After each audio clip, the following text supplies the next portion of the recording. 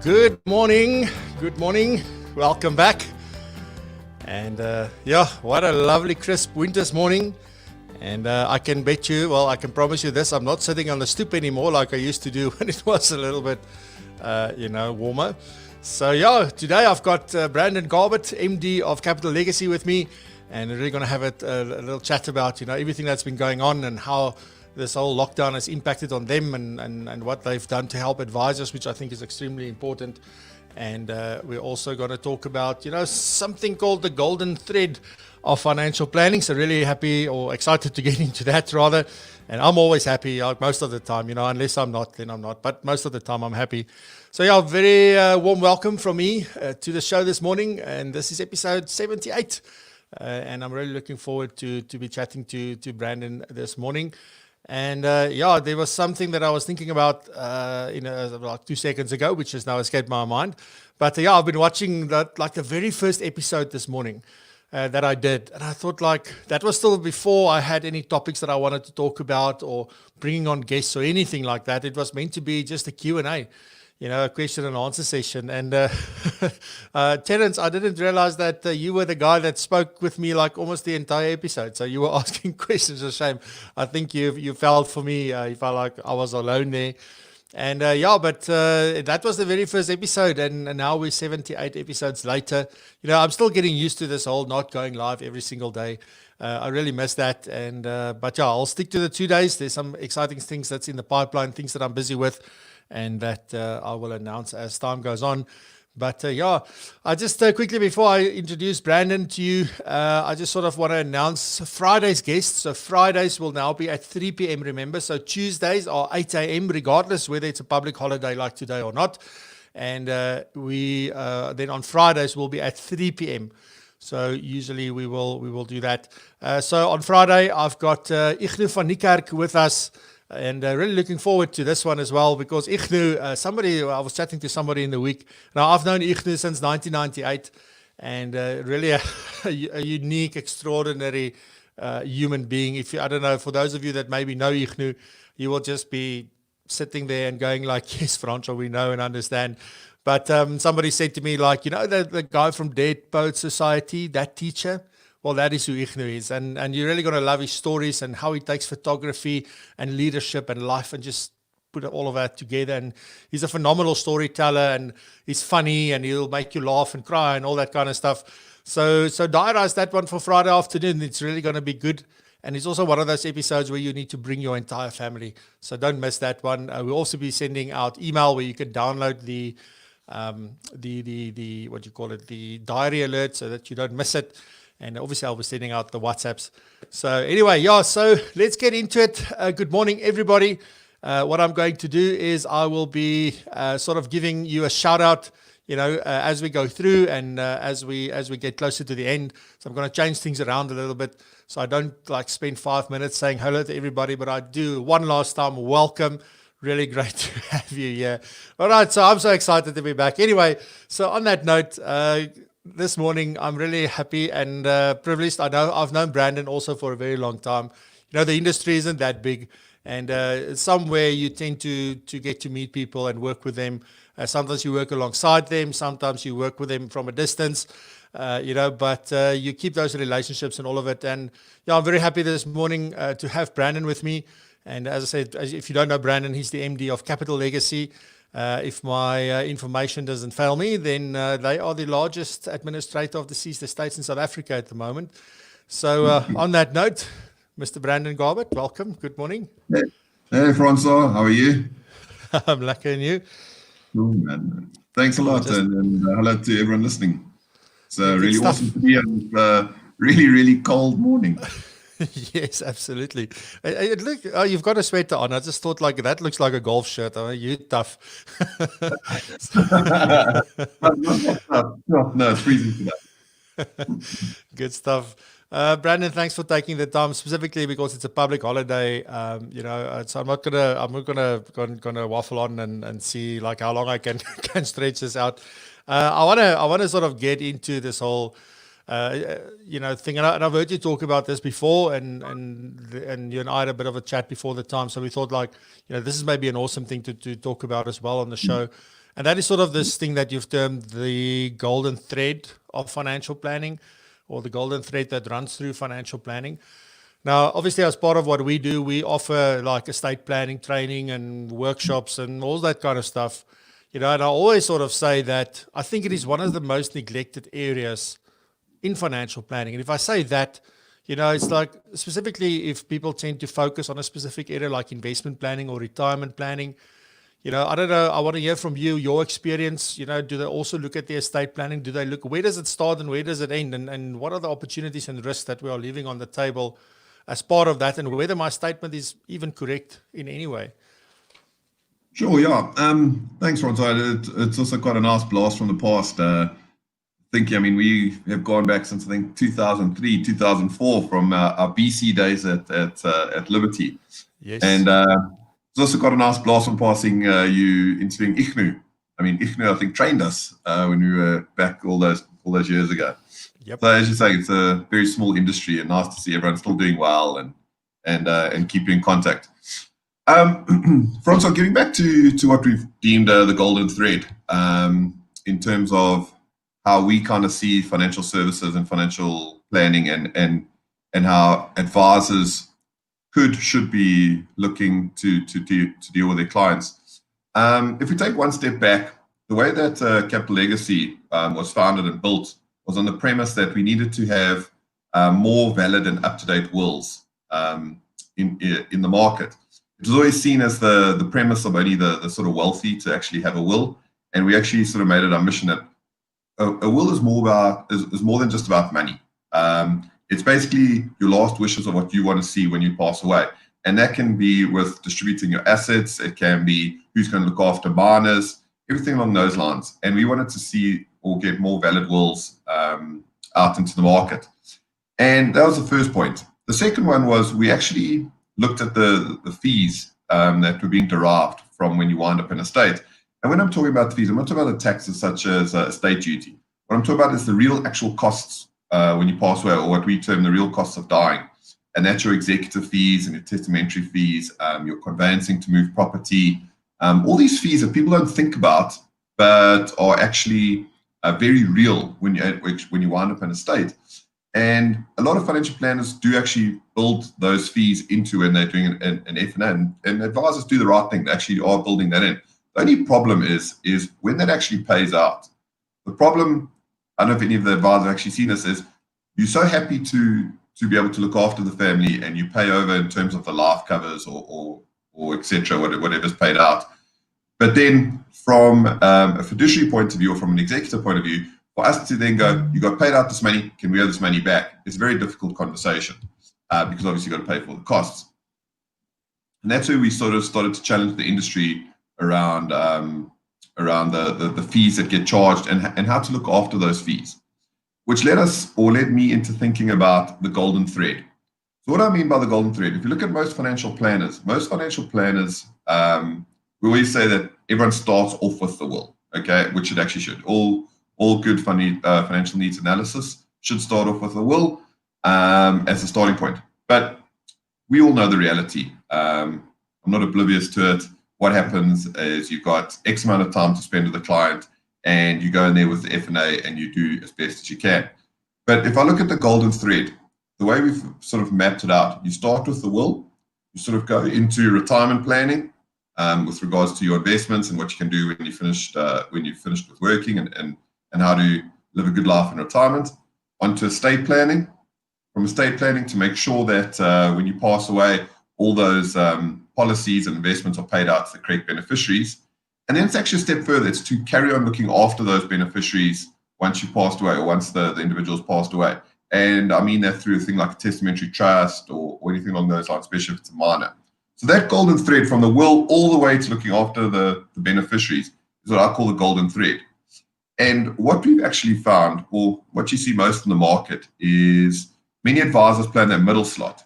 So from the estate retirement planning, estate planning, and making sure that the life cover is paid out is kind of where most advisors are playing in. And what they're doing is actually missing out on the first piece and the last piece, which is obviously the will, and then obviously looking after the beneficiaries when they pass away.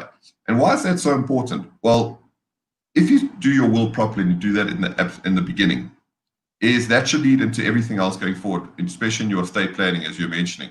So your simple example, your beneficiaries should actually match what your beneficiaries on your policy should actually match what you've actually set up in your will. And so many times when you're winding up estates, Francois, if you see there's this total disconnect between guys have taken out policies and it's not what they really intended when you look at the beneficiaries compared to what they actually really want in their will. And you know what that is. That obviously leads to a lot of confusion, a lot of upset family members, and a lot of infighting, which you've obviously got to deal with from an executive point of view. But that's the will, to make sure that the will is leading you into the rest of the planning. With regards to looking after once the money's been paid out, you come across so many advisors like, oh, sure, I did my bit. Family's got their money, widows looked after, kids looked after. That was great life cover I put in place.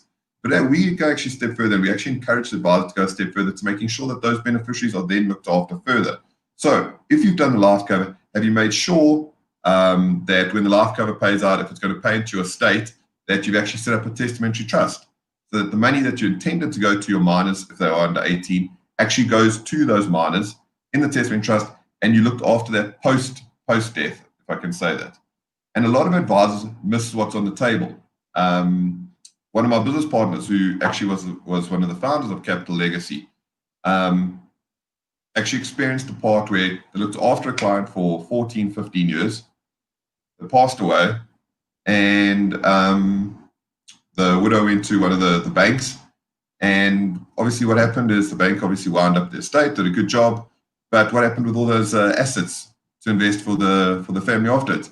It went to the bank broker or the bank advisor. And it's the original advisor who actually looked after that client for 15 years had nothing at the end. And it's not about monetary. He's built relationships. He's looked after that family. He's nurtured that wife and those kids and everything. And now they don't have the opportunity to help them post-death.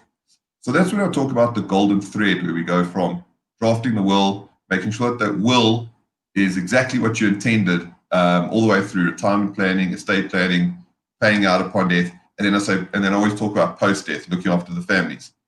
And for us, it's actually such a great kick to actually sort of wind up an estate, and then you carry on looking after that family afterwards. And the amount of goodwill that's actually built up with the advisor afterwards, when we call them in to say, this is how much money's left in the estate, this is how much money's going to the testamentary trust. We're not asset managers, we never will be asset managers.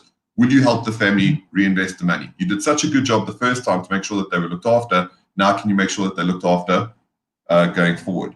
And I think that's what I always talk about to the golden thread, is not just look after that middle portion, but always look after the beginning, everything's set up in the will. And if that will is correct, everything else should flow. And then obviously looking after in terms of, as I said, post-death. Yeah, absolutely. And Brandon, so I'm just now trying to figure out, so the difference would be here that, and you can play a significant role. If I say you, obviously referring to Capital Legacy, but, you can play a significant role in both those parts. And then looking at how can you help advisors manage or look after the beneficiaries after the first person has passed away. Whereas some of the other people that are out there, you're also sending maybe your wills to them, or that, they maybe don't have the same sort of relationship, or if the client actually just goes directly to the bank because that is sort of what they decided, because maybe you don't offer these kind of services, to them. And that just opens that relationship up. It doesn't matter in that time. It's so difficult for people to sort of make decisions, and they're very emotional, and we never know how somebody's actually going to react in those situations. You may think that, it's been this long, and we sort of know like she's either going to be devastated or not. And then until it happens, you never really know how they react.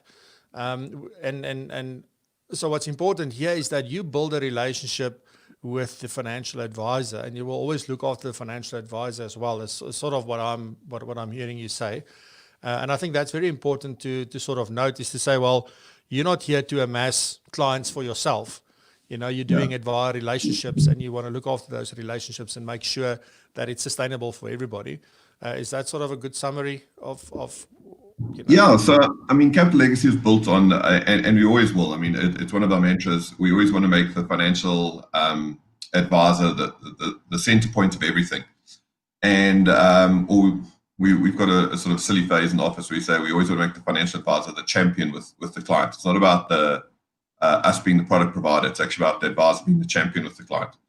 And when you obviously take out a sort of contract, or it's actually stipulated in the contract that the client always actually still belongs to the advisor. We're just facilitating or providing a fulfillment role when it comes to the will, if they decide to take out what we have our product called the Legacy Protection Plan. And then obviously when we're winding up the estate. What's quite nice for the financial advisors with us and the relationships that we've built up with over 4,500 financial advisors now is that each individual advisor has their client ring-fenced. And I say it's quite funny. I mean, it's not funny to talk about death, but I mean, let's say from where it comes from. But when a client passes away, what we do is we automatically, as soon as we are notified, if the estate hasn't been brought to us by the financial advisor, we call the financial advisor who brought the client to us. So in other words, the financial advisor that's on the will at the time of drafting the will. And where I say it's quite funny, Jeremy financial advisors, we've actually notified to actually say, listen, this one of your clients has actually passed away. We've already set up the meeting with the family. We would obviously like you to be involved, or once we've gone down the path and we've got a liquidation distribution account and there's cash to be reinvested, we obviously invite the advisor in to be part of that conversation. He probably knows the family best, and obviously, as I said before, we're not asset managers, never will be asset managers, and we obviously didn't allow the advisor to chat with the family and reinvest the assets. But I think what's quite important for us, going back to my golden thread statement, was how we also like to try and help advisors up front. I do know why a lot of advisors have never done wills originally, and that's because sometimes they're not in their comfort zone. It's not something that they do every day, and they're not sure about the clauses. They don't want to sort of be looked upon by the client if they don't know an answer if the client asks them about the will, but where they know how to do the sort of F&A and the financial needs analysis.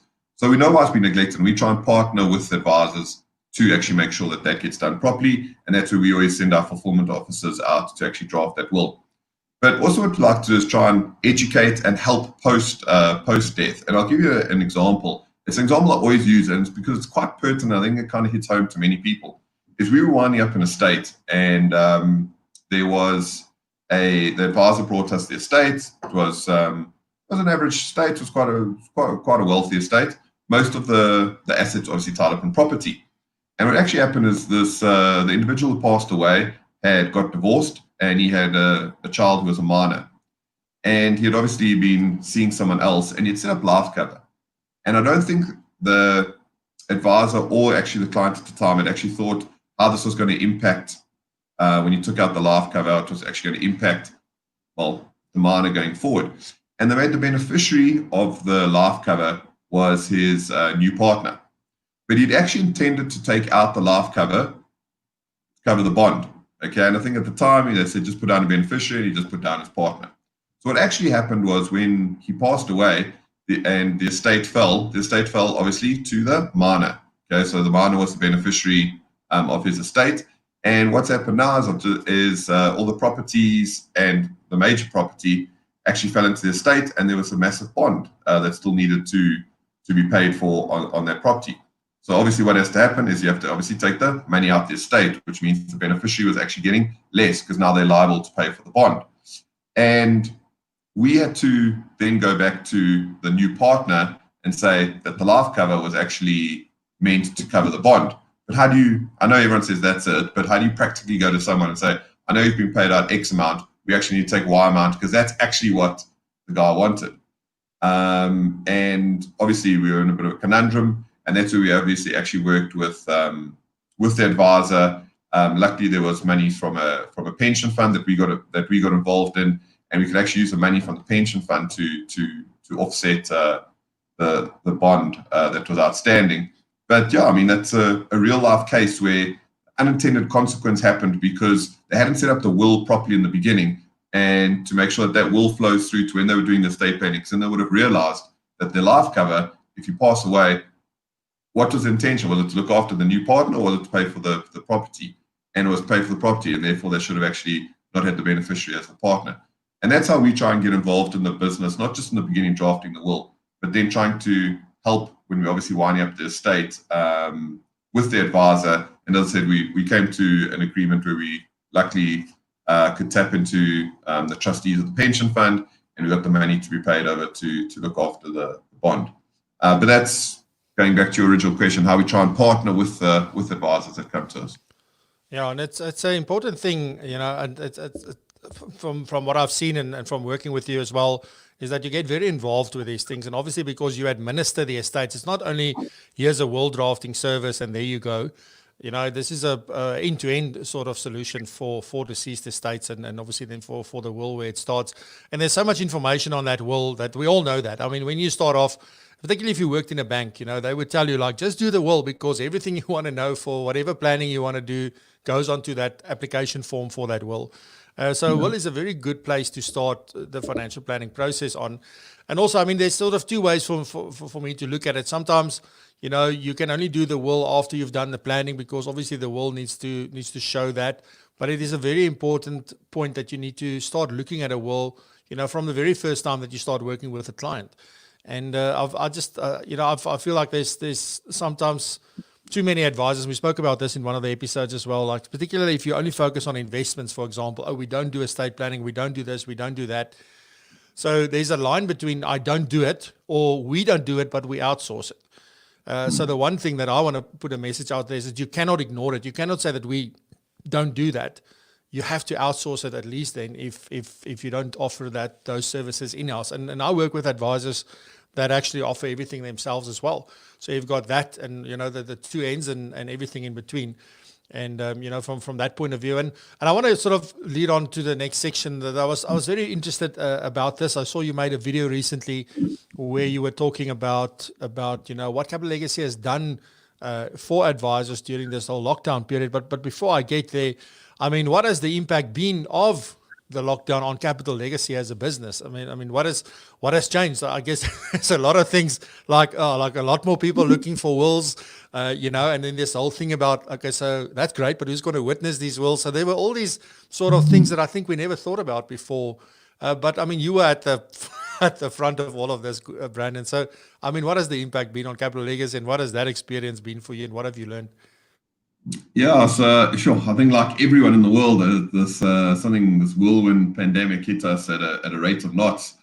And I mean, I must be must admit, I was probably one of the first people. I was like, that's a problem in China. That's a problem in Europe. It's not going to come to us. And then I thought we were doing such a good job in those first few weeks of March, going, no, we're doing well from a protection of the country point of view and locking down the borders, etc.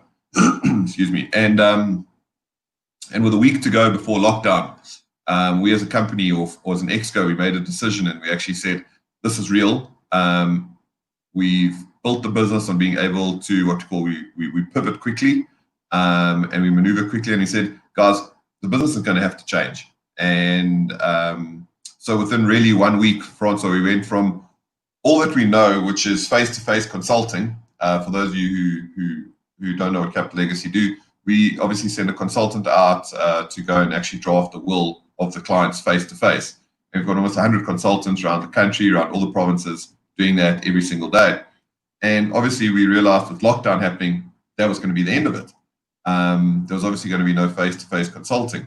And we also realized that there was going to be, with obviously what's going on, there's going to be a big scare.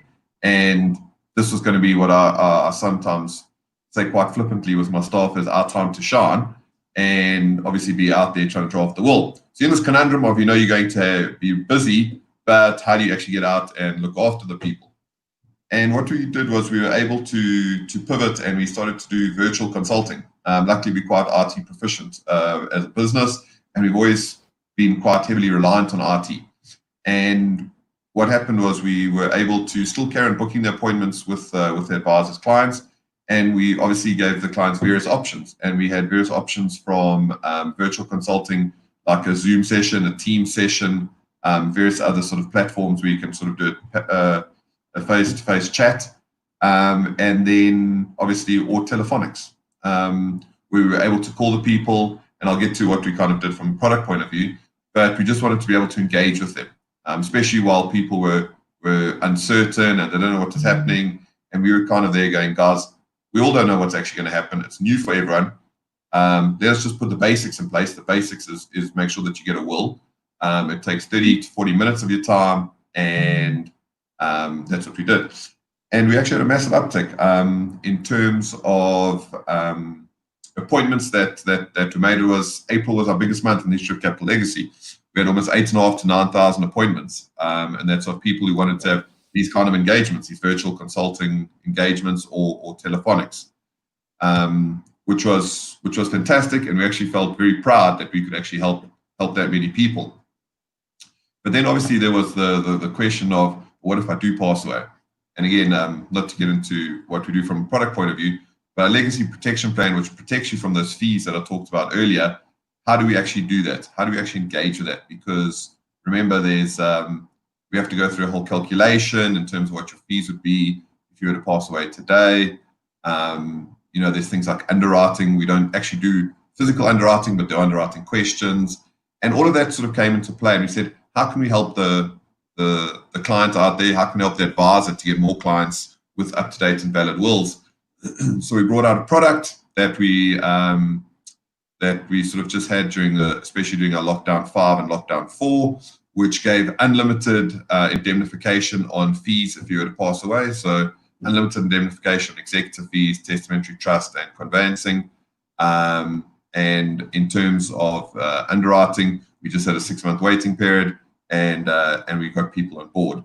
And what we said was our promise, which we're actually starting to do now from the month of July, was to go out and revisit all these clients once lockdown 3, 2, and 1 occurred. So obviously go out and do the proper calculation to make sure that you covered sufficiently and correctly from that point of view. So from a will and product point of view, we were sort of very quick to maneuver. All our staff were able to operate from home. Again, within the first week, we got everyone able to be up and running as best as could. From a operational home point of view, everyone was set up with their laptops with their 3G or 4G, 5G, whatever it is now. And we were able to operate, and thankfully, as I said, we had a great month in April and May with regards to the appointments coming in. But I must just joke, it's amazing what people actually think happens in that. So I was on another radio station, and it was a morning show, so it was about 5:30 in the morning. And the topic that they actually asked me was, during lockdown, so you would have thought it was quite a serious, are we worried about mortality rates? What are the mortality rates that are occurring? Have we seen an uptick? Have we had any claims come in? And the question was, and it was quite a serious question from the DJ, was, how has COVID affected divorce rates in South Africa? That was actually what he wanted to do the show. I was like, how do you answer that? Well, I don't know. How's people's relationship with their spouses? I mean, jokingly, it probably will maybe increase. I don't know. Staying locked up with people for 2-3 months, you never know what happens. But it's quite interesting what plays on people's minds. So we all think, we've got to get a will in place because you never know what's going to happen and someone could pass away. And here I was talking about getting a will in place because of divorce rates. It was quite funny at the time. Yeah, it's interesting, and I'm also thinking, laughing. That's maybe a product you can come out with, some indemnification against divorce. It's not going to be a very profitable product, but it will maybe be a very popular one. So it's interesting, and it's also, I think a case of, different people are reacting differently to what's going on, and as you say, and it's the same on death, as I said earlier. You don't know how you're going to react, and there's these different things, and sometimes you just have a conversation, and then this thing pops up, and you think because I've been wondering. I mean, my wife and I have spoken about it. I wonder what's happening, in like with marriages and that kind of stuff, and it's the children are at home, both spouses are at home, so. Yeah, so as I said, maybe you should get a product for that. Don't expect to make money off it, but it may be a good one. Brandon, I also want to sort of ask you, and then this is what I alluded to earlier when I said I watched this video that you made. I think it was maybe at the end of last week. I only saw it yesterday on my feed on LinkedIn. And you were talking about what Capital Legacy has done during lockdown to actually help financial advisors as well. And I thought I wanted to ask you about that. I think it's important, from my point of view, we're very easy to sort of knock product providers, and for all various different sorts of reasons. And and then you guys come and say, well, we're actually stepping up, and if the advisor is the center of our business, how can we actually help them and make it a little bit easier for them? So what are the things that you've put in place to help advisors during this time, and what has the impact been? Have you got some feedback on that? Yeah. So if we look at it, it's not just about money. There's many things that you can do from a monetary point of view from a product provider. We actually said we wanted to separate is how can we help a financial advisor financially, and how can we help the financial advisor, as I said in the beginning of the show, is be the champion of the client. And something that came across, especially in lockdown 5, was we were doing all these wills, and people were starting to discuss, okay, great. Now, don't know if any of the listeners are aware, but obviously when you draft the will and you have to have people to witness it, people who witness the will cannot be individuals who are mentioned within the will, okay, which actually puts you in a bit of a conundrum because most people are stuck in lockdown with their families who are actually part of the will. So how do you actually get someone to witness it? And that became a big problem in South Africa. And we actually lobbied with the deputy president with regards to, can we just get the will verified as final and get it into lockdown with us without having witnesses sign for it, because obviously it's invalid if the witness doesn't sign it, or if it's signed by the incorrect individual, such as beneficiaries of the will. And I mean, let's be fair and honest, the deputy president was quite busy during that time, so I think we were put on the back burner. So what we actually did was we actually brought out our will signing benefit. And what that actually means is if you pass away and a will isn't signed correctly, what can actually happen is you can actually, or we did on behalf of you, is we approach the High Court and we get the High Court to actually allow us to execute what's on the will, as I say that is a valid will at the time of the drafting.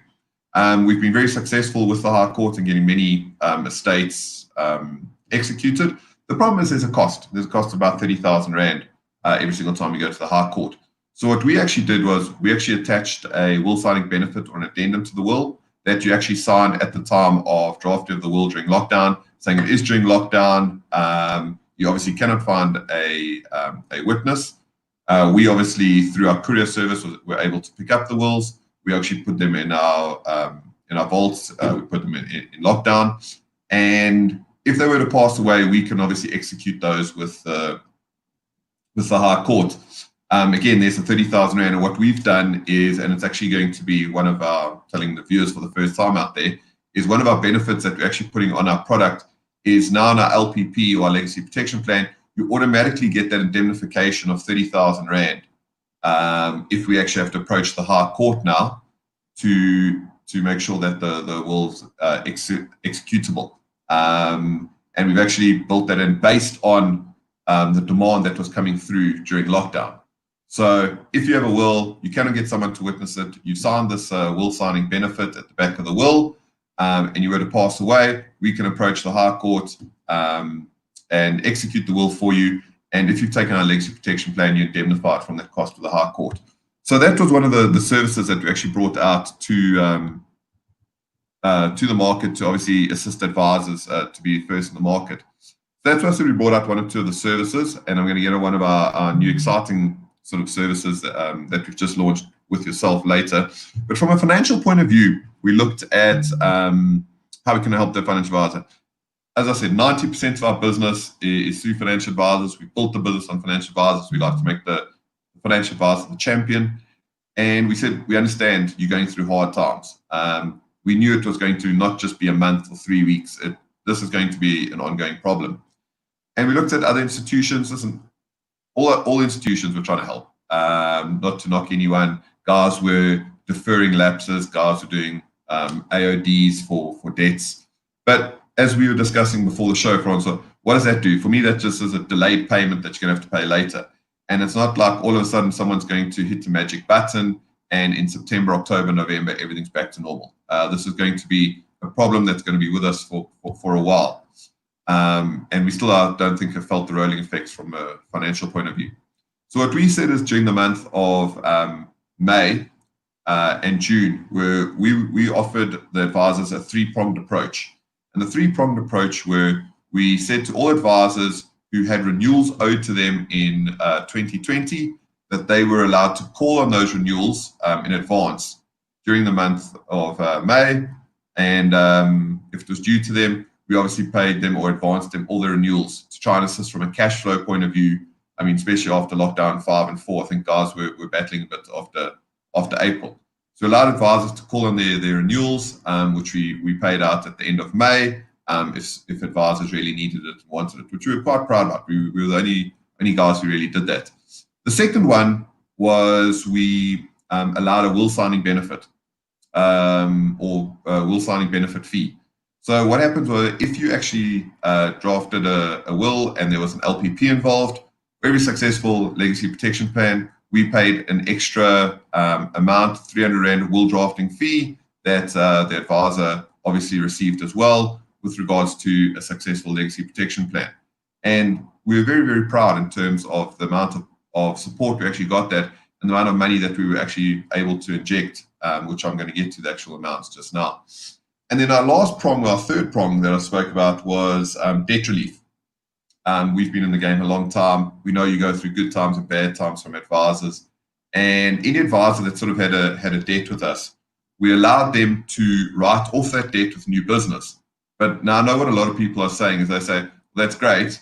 I owe, let's give a simple example, 10,000 Rand, and I write business for 10,000 Rand. Great, so I don't have a debt with you, but I don't have 10,000 Rand in my pocket.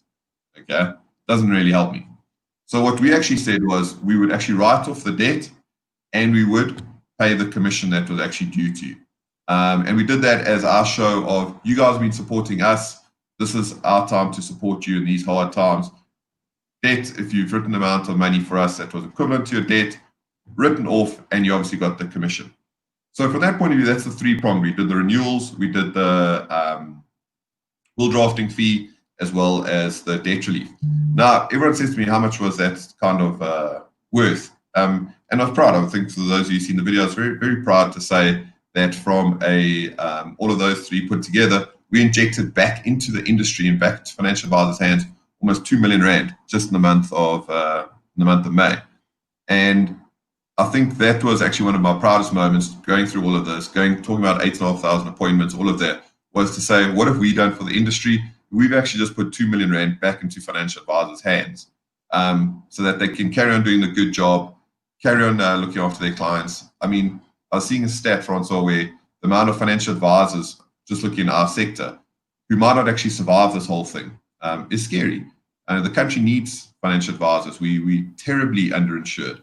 And we thought that was our little way that we could assist during the month of May and June to assist financial advisors. So that was from a monetary point of view, which we were quite proud of. And then lastly, getting back to the services, it was something that we launched in June and that we're very proud of. And I'm going to give you a good puncher, Francois. We did it in conjunction with you. You've been absolutely fantastic with how you've set this up for us. Is what is very prevalent in our industry is obviously needing to get your CPD points. It's one of those things that has become very important, and I think it's a good thing. It's keeping guys on their toes, it's keeping the financial advisor educated, and very much needed. But we also know that it's tough at this time with all that's going on to now worry about getting your CPD points. So what we did was we said there's many platforms that you can get CPD points, but there's always a cost to something. Nothing's for free in this world. So what we said is during these times of trying to help the financial advisor is we've offered a platform in conjunction with yourself where the financial advisor logs on. We're going to have different videos or different articles up on this platform. They obviously read through it or listen to it, answer a few questions, and what's quite nice is they instantaneously get their CPD points allocated to them. And what you're going to be doing is continuously every single month, you're going to be rolling out a new article or a new video that the advisor can watch in their leisure, obviously answer the few questions, and then they get their CPD points continuously. The nice thing about it is you only have to register once. You've got your login. anytime during the month. You can obviously log in at your leisure, read the article, listen to the video, and Bob's your uncle, there's your CPD points. Again, it's for free. It's sort of our gift to the industry to try and assist the financial advisor of one little other cost that they don't actually have to provide. And if we can help in these small ways for financial advisors, I think it's going to go a long way in keeping the industry afloat, keeping the advisors there to help them get through these hard times. And we will get through these hard times. It's just we all kind of got to work together in the industry. Whether you're a product provider or you're an advisor, we all got to kind of work together.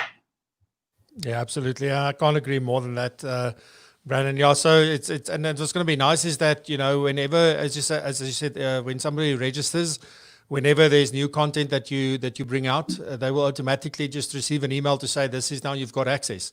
So no registering for anything in the future. You do it once. And I know when we launched it last week, you know, within a couple of days, we've had more than 200 people on the platform. And I mean, I see daily, obviously, the number of people completing the first one, because the first program we did was purpose-driven trusts, you know, looking at trusts and, you know, but a trust with a specific purpose. So we're going to all those things. It's only an hour and 10 minutes long, you know, so, it is an hour and 10 minutes.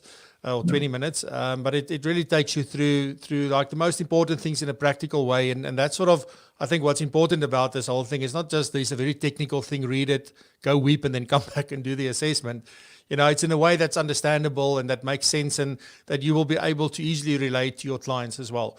I think those aspects are very important from our point of view. You know, when content like this is put together. So I'm very happy, obviously, to have when I got the call from Edwin. You know, I was very excited to sort of say, yeah, let's see what we can do. So very happy that we were able to partner with you, Brandon, with you and Alex and Edwin and the whole team at Capital Legacy. So we also want to say, you know, thank you for that and for trusting us to be able to deliver on what it is that you're looking for. So cool stuff. Then I think, let me just see if there's any questions. I see there's been a whole host of comments. You know, a lot of people saying hi and good morning. So we have Terence and Nadine, Stephen, Kobus Klein, Dani Malan. Dani, good morning. I've never seen you say hello on the show before, so I don't know you personally, but welcome. We've got Rizan in the house, Malcolm and Mark, Chart and Ross. Good morning, Ross. Nice to have you here from Stellies nogal. Daar sê Stellenbosch, lekker. Arun and Carols. I don't know who of these names you know, Brandon. Also, Renee, Chloe, we've got Neil Phillips, Denise and Neil Strydom, Peter Strydom, Bruce Cameron is here. Good morning, Bruce. Bronwyn Turner, Kevin Yay, Trevor Stacey, my magtig Trevor, live nogal. Carl van Veeren, Elmin. So yeah, we've got all the people in the house, Francis and Mark. Good morning, Mark Weston. Nice to see you here. We connected recently. I just want to see if there's any questions here. There's a lot of people always saying good morning. That's why I'm going to do this at the end and not in the beginning, because it takes too long. So let me just see. Bernard, good morning to you. Then we've got a question here from Mandla. Does the seized estate subjected to estate duty tax? I'm not sure 100% what Mandla is asking. But yeah, I guess, I mean, if we can relate or sort of translate that to say, well, you know, is there always a state duty or payable on a deceased estate? Maybe that's more the question. Yeah, so I mean, obviously there's a state duty that you've obviously got to take into account with regards to winding up anyone's estate. As I always joke with people, everyone always goes, well, can't you bring out a product that's going to cover estate duty? I'm like, generally, yes, it's called life cover, but I can't make estate duty go away. It's a tax. I always say there's a few certainties in life. Is you're going to have death, you're going to have taxes, and you're going to have WhatsApp groups. So unfortunately, yes, we always have to look at from an estate duty point of view when we are the executors. Hopefully you've had a very good financial planner in place or advisor who's actually looked at that, calculated what your estate duty could be, taking into account any abatements, and you sufficiently covered from a life cover point of view. Yeah. So, and maybe just to add on to that, and that is why the thing of the will is so important. because all those kind of questions will come up obviously when you're drafting the will. The best F&A in the world, I've always said, Francois, is the will. You know how many times I've come across where there's an F&A put in place and the will looks slightly different, because people might lie to a financial advisor when it comes to an F&A, but they're never going to lie in their will. And I've done various talks from a legacy lessons point of view where we joke about it, but it's a reality where we've sat in the family home and we've drafted the will, and then we secretly get a call from one of the spouses going, actually, there's something else I need to tell you. There is another person or another child or something along those lines. And it gets to my point where people don't really lie in their will, or they don't lie in their will. And that's always so the will is probably the best tool from an F&A point of view to start having discussions and to see what your assets are and your liabilities are, to start calculating what your estate duty is when you were to pass away. Some guys throw a lot of estate duty cover in place from a life cover point of view, but they haven't taken into account what the abatement would be for the individual, or whether it's a husband and wife. So, as I always said, that is why starting off with the will is so important. Yeah, absolutely. And then Kobus Klein says, well done, Brandon and team, on a great pivot story during COVID-19. Well done. Slanganani is asking, can you update us on all the services you provide? So maybe just as a headline, just maybe for those that don't know Capital Legacy, what are the main things? I know we've touched obviously on many of these things, but maybe we haven't really touched on the legacy protection plan and those kind of things. Just maybe, what is the structure and what is it that you offer? Sure. So obviously from a legacy protection plan, from a capital legacy point of view, we first and foremost, we actually always say we're not an insurance company first and foremost. We're actually a fiduciary company who solves the problem of many of the troubles that an individual comes into when you wind up in a estate. We solve those problems through insurance. So it's quite an important distinction. And what we do is, as I said, we first and foremost, we obviously will go out and draft the will. But then from a legacy protection point of view is once we've drafted the will, from a treating the customer fairly point of view, we always have to do a calculation to actually show you what your costs would be when you were to pass away. And even if you don't come to Capital Legacy, if it goes to another institution, you should always insist on the person drafting the will, they need to tell you what is your cost going to be, because that's when the reality, what I say, when the rubber hits the road actually happens. And what we do from a legacy protection point of view, we obviously have our services where we will obviously draft the will. We will keep your will in safekeeping. We'll obviously check it. We will act as trustees of any testamentary trusts, and we have a whole list of services that we look after. But then from the product point of view is what we do is indemnification. So what do I mean by that? So I talked about all the fees that may happen upon death, your executive fees, testamentary trust, conveyancing, and we indemnify the estate when we actually wind it up. So if you were to go on any of one of our plans, for instance, if you're on our gold plan and you had 750,000 rands worth of indemnification, that means when you wind up the estate, all the costs going up to 750,000 rand, the family wouldn't be impacted at all. So if you had put life cover in place, none of that life cover would actually be needed to look after those costs in the estate. So that's in terms of indemnification. What we also do is we provide immediate liquidity. Immediate liquidity is for looking after the family sort of within 48 hours, 72 hours of the person passing. You might have to pay certain bills. You might have to fly people in for the funeral, bring them in for traveling, etc. We obviously release immediate liquidity within 48 hours to assist you with that.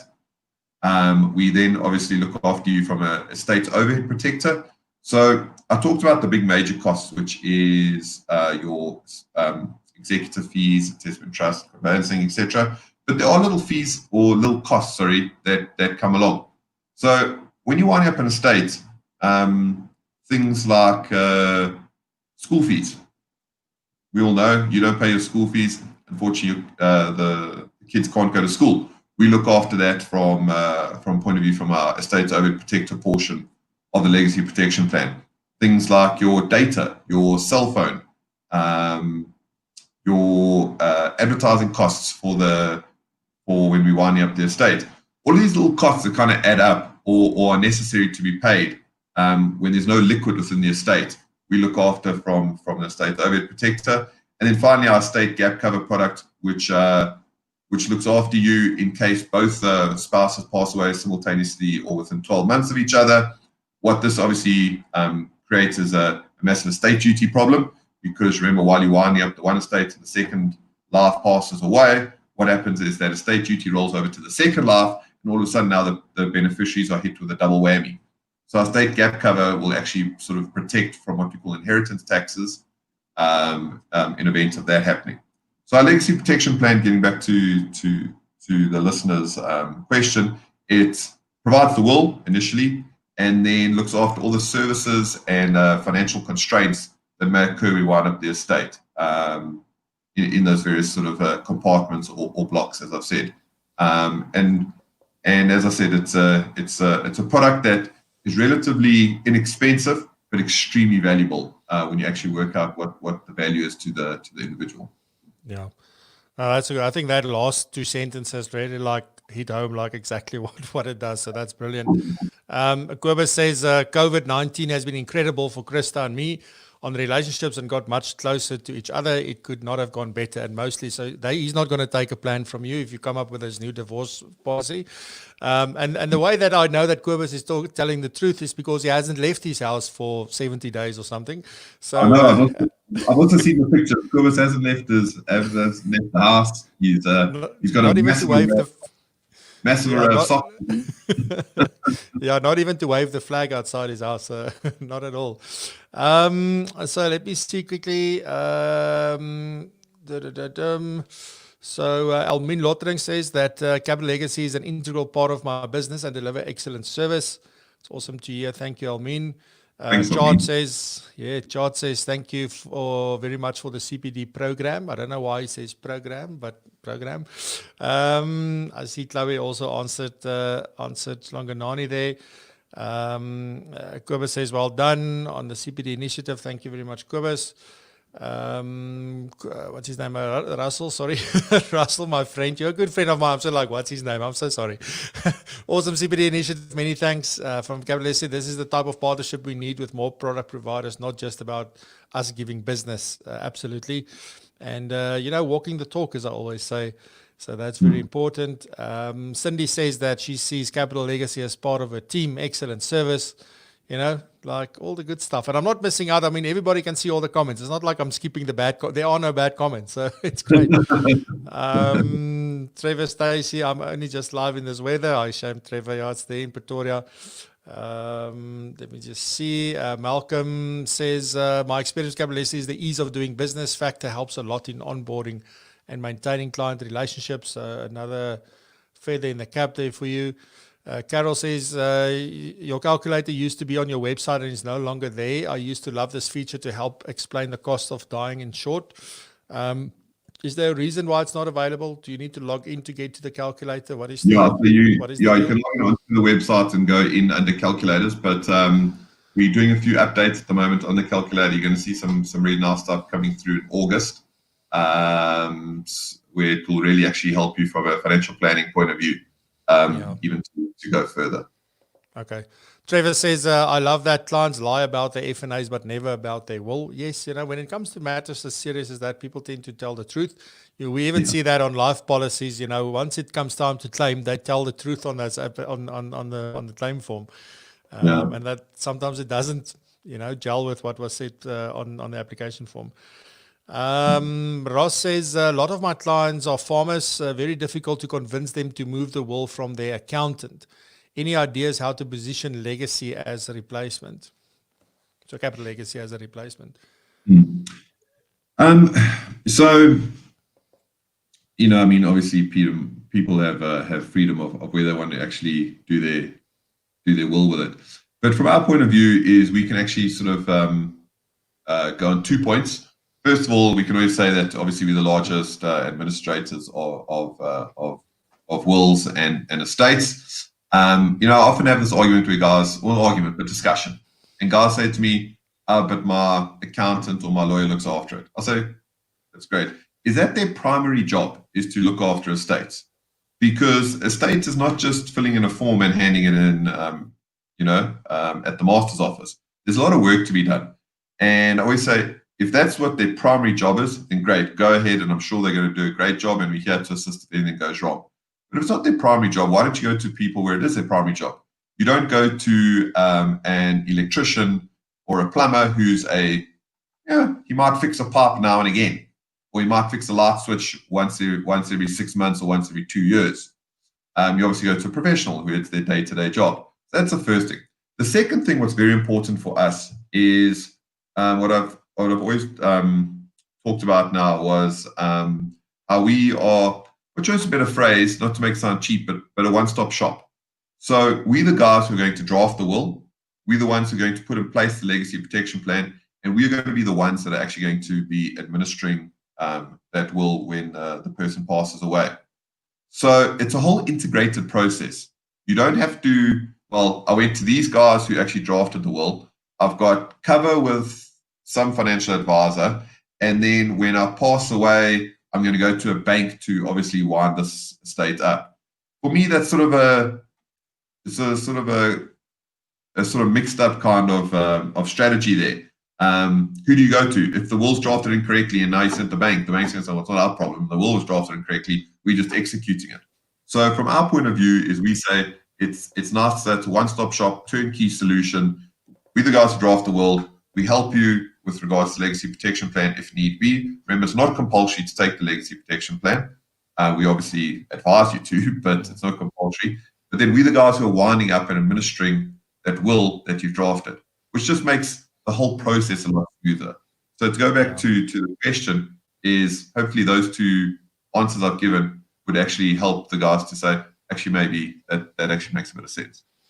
Yeah, and also I think what one can also maybe do, if I may also throw an idea in there, is to sort of, I know like farmers are not the kind of people who read a lot of stuff, but maybe sort of is to put more of this kind of content in front of them to sort of make them aware, ask questions that they can answer. So these are maybe 5 questions to ask.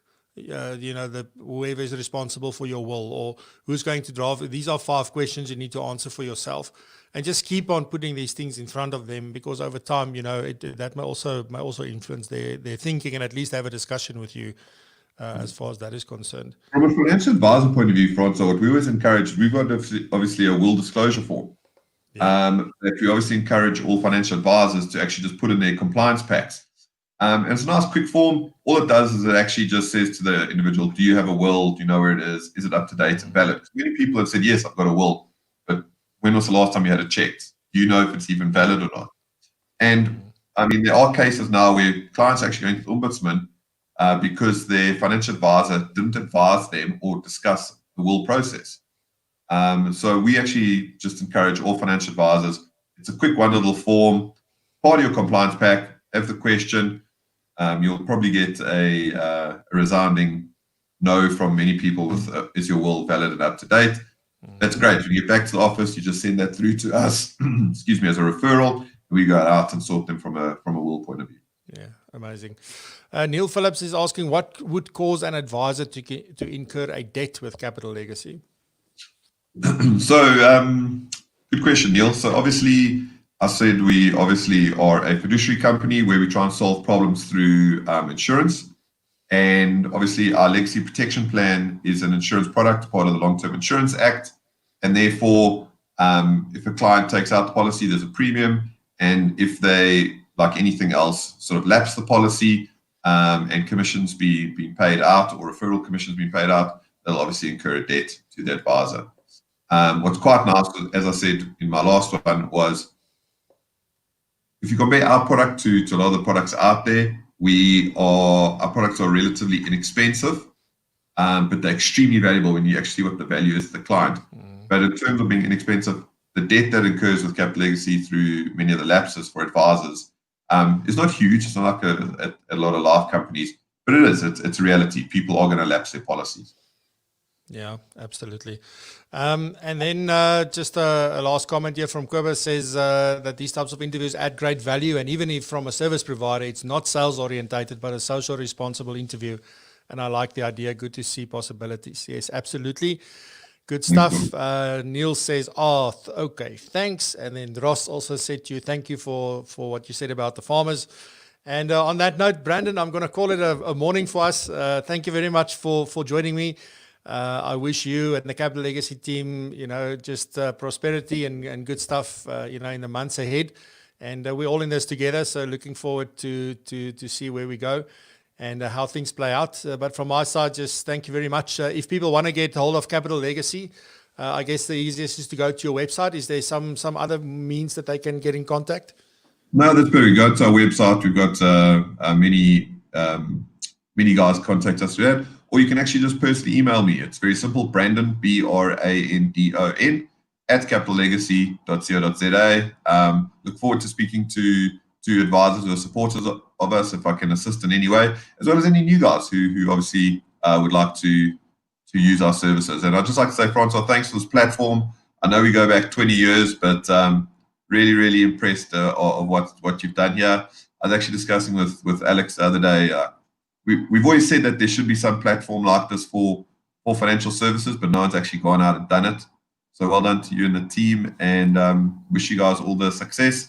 And to all the guys listening and watching, thanks for the support, not just for Capital Legacy, but for the industry.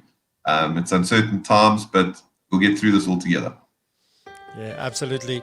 Thank you very much for that, Brandon. I wish you a good, enjoy Youth Day, and I'll see you soon. Guys, have a good one. Remember, ich nu van die kerk on Friday. I'll see you then. Bye-bye.